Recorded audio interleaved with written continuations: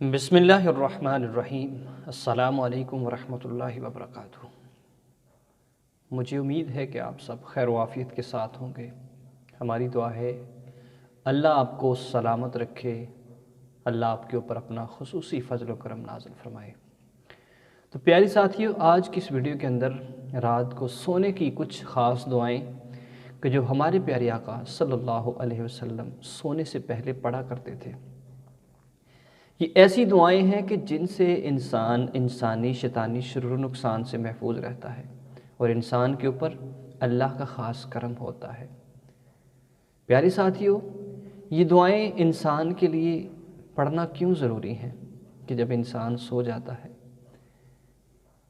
کہ بعض کہنے والے کہتے ہیں کہ سونا اور موت ایک برابر ہے، لیکن انسان جب سوتا ہے اگر یہ دعائیں پڑھ لیتا ہے تو اللہ کا اس پہ خاص کرم ہوتا ہے۔ حضور اکرم صلی اللہ علیہ وسلم باقاعدگی کے ساتھ جب بستر پر تشریف فرما ہوتے تو ان دعاؤں کو پڑھا کرتے تھے۔ جیسے حضرت انس فرماتے ہیں کہ حضور صلی اللہ علیہ وسلم فرماتے ہیں کہ جو سونے سے پہلے ایک دفعہ آیات الکرسی پڑھ لیتا ہے کہ اللہ ایک ایسے فرشتے کو مقرر کر دیتا ہے اس کے اوپر کہ جتنی دیر تک وہ سویا رہتا ہے شیطان کو اس کے اوپر نہیں آنے دیتا، شیطان کو اس انسان کے قریب نہیں آنے دیتا۔